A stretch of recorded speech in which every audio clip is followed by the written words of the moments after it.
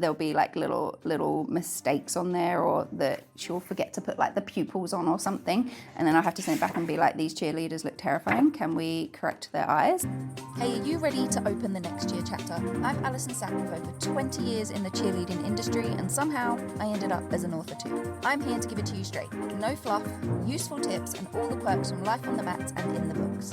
Whether you're doing the laundry, driving, or just trying to survive, you're in the right place. So grab your coffee or your jug of water and let's turn the next page. Today's episode in Cheer Chapters is going to be all about artwork and my Illustrator and how all of the artwork gets made for these books and ones that are coming in the Cheerleader book club. So, going about finding an illustrator. Now, the way that I went about it might be the way that you didn't go about it, but you know, and other people, I'm sure there's a million ways to do it, right? But I'm just gonna share what I did, and hopefully you can take something that is helpful. So I actually went over to Fiverr to find an illustrator. I find a lot of my freelancing people that I work with on Fiverr. I find it really helpful for those kind of things, and I have used it many times over the years through various businesses. But looking for an illustrator specifically, I spent a lot of time messaging people, talking to them. You could be looking at very different things, right? You can be looking at your budget might be different to certain people's, or it could be the specific type of artwork drawing itself that you're actually looking for, as in the style, and it could be also how people communicate with you. So all of those things you can take into consideration. I spent a lot of time going through messaging people. How did they communicate with me? How did they talk to me? That's just important because I'm a chatty person, I'm super friendly, and I don't really like, I kind of like, I find it hard when people are like, I don't know, just not accepting, you know? So for me, communication is really important, that they can understand what I'm asking, how they talk, are they friendly, are they accepting, what are their response times like, all of those kind of things. And then getting them to send through, a lot of the artists on there will send through like a PDF document of different styles of art that they do, what they charge for those different styles, how long it takes, all that kind of information, their history, what work they've done. It's like a big scope on all of their history, which is super helpful. So I found a lady after a long time of looking through. It's also hard, I found it hard on their, talking about AI actually, find it hard like going through there and finding some that are not that typical. Like you can spot the AI illustrations quite easily once you've been looking, I guess. And I, like, even though some of them are cute for cheer, you can't deny that they're not. They're just not the style that I wanted to go for, and it's definitely not what I was looking for. So yeah, take your time, would be a little bit of advice. Take your time, find somebody that fits in your budget, communicates how you like and in the time frame that you would expect and think is acceptable, and you're just happy in general, right? So my illustrator for all of these, her name is Nina McQueenie, and hopefully I said that right today. I feel like that was pretty fluid. Usually I say it wrong, but anyway, I'm sure somebody will correct me. She's done all of the illustrations, and we worked just on one book to start, which was the first book, right? Cheer for You. Somebody's put these back in here that was reading them at my house and looking at them and hasn't put them back in the right order. Let's put them back in the right order. I can't leave them like that. So this one was the first one, Cheer for You. And I think the way that I go about sending her information in regards to what I'm looking for is still very similar to how I did with this one, to be honest. The next project that we're working on is a little bit different because the books are very different to this one, and I'll probably give you an update on how we do those illustrations maybe in another video another time. So we'll just go through these for now. So these are color picture books, which is another thing as well. You might not be looking for full color like this. You might be looking for something else. You might be looking for like more sketch or less colors. You might be doing black and white. I'm not really sure, but we really wanted to have full color pictures. So what I do is I get my story in the Word document and break it down. Now, I've mentioned in a previous video that Nina actually did the formatting for me on this book, which I've since reformatted. If you've watched any of my or listened to any of my other cheer chapters, you'll know that I like read on this logo like 3 times after the trademarking. Now it's a registered trademark, but anyway, I had to read 3 times. So I've actually formatted this one myself now, but I don't even know. I don't even think I've got any of the original ones either. I think I've actually given them away to people. Anyway, she would have formatted the first one for me, but when I done the first description for her, I had the Word document, and I really had to learn a bit from her, actually looking back now, to find out, okay, well, how many pages are we looking at? And I had to research, well, this is how long my story is. This is targeted at children aged like 4, 5 to 8 years old. So how many words should be on each page for them to be able to read, and how many pages is that going to equal, and what's the minimum page that we can do color printing with KDP and Ingram Spark and so on and so forth, and paperback versus hardcover. So you really need to check those as well when you're going with formatting with your Illustrator and talking about how many illustrations you want and what size are you going to be printing them on. That's really important. So that all went at like the top of the document that I sent her. So what size the book is it in paperback or hardcover or ebook? She actually formatted all 3 for me in the beginning. And then I done like descriptions of like what the overall arcing feel of the brand is. So what the overarching feel of the Cheerleader book club is, and what I want, what it's there for, and what it's about. And then I gave her like another paragraph of what I wanted from the characters and what I wanted kids to see. So for me, when kids read these books, I wanted them to feel relatable more than anything else. So this book, for example, the characters, there isn't a small blonde cheerleader that's a flyer as a main character or on the front cover of this book. And that goes with that, is that, you know, I really wanted to get away from the stereotypical what people would assume is cheerleading, and just bring in what kids now see every day when they do cheer, especially all-star cheer, because people always think about pom-poms. They actually might not know about all-star cheer. So that was kind of in the description. I wanted all different types of characters in these books, throughout the books. I want them all to be different. Boys, girls, tall, short, everything. All in these, so that when kids see them, they just see what they see every day is what I wanted. So that was in there too. And then the colors, and then I broke it down on the pages. So I needed to put copyright information page, dedication page, which side I wanted the image on, which side I wanted the text on. And then that went through numbered pages, what was at the end, what was extra things that I wanted in there, author bio, photo, any of that kind of stuff needed to go in there too. So that all went in one big document to her. And then the same was for the paperback, hardcover, and ebook. They didn't change, apart from the ISBNs changed, because each book has a different one, right? So apart from those, that would be the same. She actually sorted out, or did she not? No, I did the barcodes for her. I got the free barcodes, and I did the one that doesn't have a price on it, so that it can be used universally. I will put that link in the description for a barcode, where you can get that from. And also formatting. So at the time, I didn't really do much with this first one with the formatting. I didn't worry about margins and bleed and no bleed and any of that, because Nina actually did it all for me on the first 2 books, actually, book 1 and book 2. It wasn't until I did book 2 that I decided that I was really wanting to learn how to do formatting myself. And I think that came from where I had the issues with the logo and the fact that I'd had to redo things so many times that I didn't then want to have to pay again to have those books reformatted, because I'm already redoing the social media and I'm already redoing the website and so on and so on and so on, and it's just very tedious, and I just don't like repeating tedious jobs. It's just not fun. So I learned how to do the formatting myself after that, which is a different video. I'll go deep into that another time. But once I've done that and I'd figured out how to spread out the story, I was kind of looking at it and being like, okay, well, what picture can I get from this part of the story that kids are going to want to see? Because I don't really want to see anything too boring, right? So you're looking at the story and being like, what can the illustration be for each thing.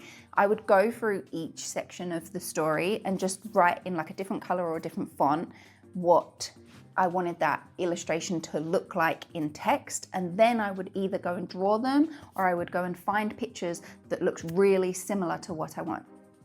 However, I'd have to add in text of how I wanted it changed. So it might be the particular colors, location, background. Sometimes I'd have to do like a picture of a background with a picture of what I wanted in it on the same thing, and say like, can you make this the background, but I want this in that picture, and then it needs to be these characters doing this in that picture. And it's so that when Nina's reading the story and she's looking at what I want, I'm trying to give her as much information as I possibly can in text and visual, so that we can both get the correct result. And at the top, I would also do like how I wanted the characters to look, what color uniforms I wanted them to wear. Did I want them in uniform or did I want them in plain clothes? Are they going to do both? With the characters and how they look, I'd give like a rough description. So I might say like red hair, freckles, short, or just little descriptions like that. And I wouldn't go down to like fully describing how I want the characters to look, just the main things, so that Nina can do her thing and add in her flair and what she wants them to look like. And that's pretty much how we've gone through every single book except this one. So this one is Cheer For You. The main character is Lily, and this is her cheer bestie, Emily. And the pictures in here are lots of ones like this. So this was the one I've mentioned before where Nina had done a prep, but the first one she sent me, Emily had no shoes on. So then I was like, we have to wear shoes in cheer, so she redone it for me. So there's always little things like that, but nothing too crazy. The other thing I have in these books, which is quite fun, is the spot the difference pages. So I'll do the same, give Nina the description of what I'd roughly like for spot the difference, and then she'll do the spot the difference for me just there. So that's the one, I just showed you the one with the circles marked, but I do the big one like this, and that's the same for, ooh, somebody's put blue on it. Where that's come from. Anyway, somebody's been reading it with blue fingers. Some evidence left. I wonder who that was. Might have been my son, maybe. So yeah, that's how I go about sending all of the information to my illustrator. This is another one that she's done. Another amazing thing that Nina does is she sends me the pictures in color, but she also sends me the pictures in black and white. Now this book's a little bit different because this one is a coloring book. So it's one of those books where kids, they can fill in the story with their characters, and they also color in the pages so that they can make this book feel like they're part of the story. It's totally different to all the other ones, but nevertheless, Nina will send me her illustrations for all of the books with a color illustration and just the black and white line drawing. She quite often will send me the black and white line drawings, and like, there'll be like little mistakes on there, or that she'll forget to put like the pupils on or something, and then I have to send it back and be like, these cheerleaders look terrifying, can we correct their eyes? So she'll like send them back. But that's just how we collab. Like I send her all that information. You want to send them as much information as you can, and then get it back and just really go through and check. Sometimes there has been little mistakes on illustrations here or there that I've noticed later, especially I think it might have been this one now I'm looking at it, which is Jumping Into Cheer. This one's about Carter. He joins a cheer team and has a little amazing journey, but I think with the illustrations with this one, I noticed, I think it was on this page, something here wasn't quite right, and I noticed it on when I was actually formatting. And you know, you need to really make sure that you know with your illustrators how long they expect to have that communicated to make those edits and changes and things. Nina's amazing. She got it done and got it sent back to me before I wanted to go out. Oh, there's more blue on here as well. I don't know where this blue is coming from. There's like a blue suspect going on around here, and blue all over my books. So yeah, really making sure that it's all communicated really well. Open communication is key, I reckon, and making sure that you have a really good relationship together, and especially if they're formatting too, that you know, have it exactly how you want it to be. But these have all been, I formatted these ones and this one first, and then I redid those two after.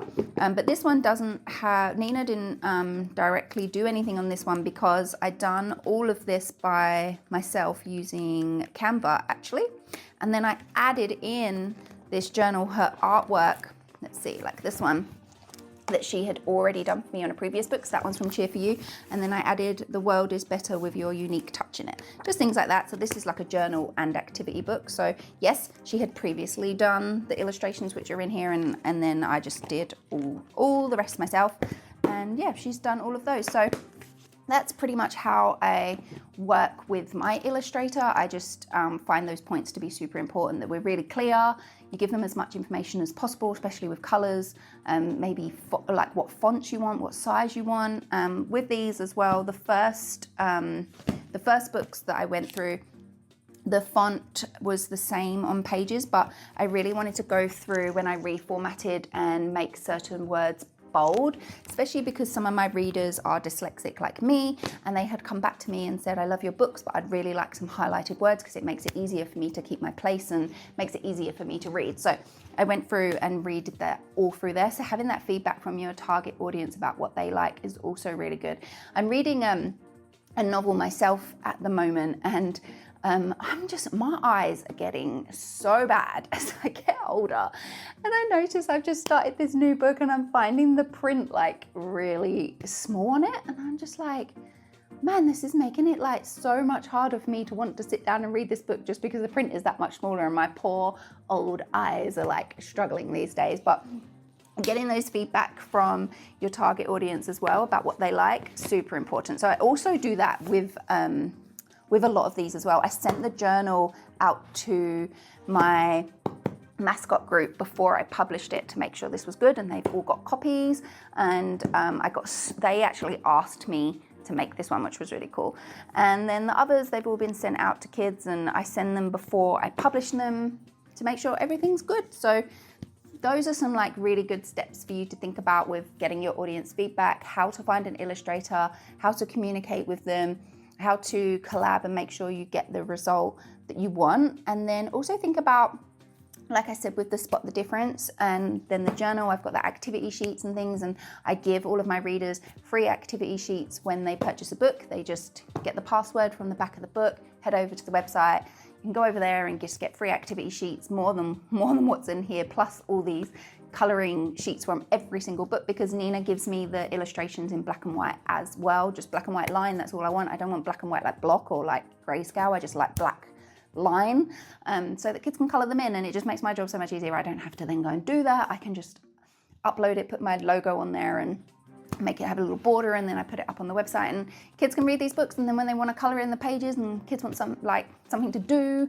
keep the fun going, they can just go get those sheets and print them off, and it just gives more value to the book. So consider lots of those things when you are thinking about what you would like from your illustrator, what your budget is, all of those things, formatting, what size your book's going to be, where are you going to be distributing it, is it going to go across all of those platforms, who's formatting, and anything extra that you're going to put in, how you're going to communicate, and what your end result is. Now, I did say that the next one that we're working on, we're doing a little bit different, so I will give you an update on that. The next books that we're doing have like the illustrations I'm kind of thinking will be more like sketches, black line drawings, and lots of them. So this project we're doing a bit different to this one. I'm going to send her one book with what I want for the illustrations. We're going to work on one illustration first, and then she'll go through and do the rest. So that's something that we've never done before. She's always done all of the illustrations in one go for me before. So this is the first time we're ever going to just do one and make sure it's right, because it's going to be going straight across 3 books, and there's going to be lots of illustrations to do. So we want to make sure that we're not redoing a lot of work, so just doing one I think is actually a good idea, so we can get it right the first time. Yeah, I hope that was helpful for you if you're thinking of self-publishing and becoming a self-published author and finding yourself an illustrator.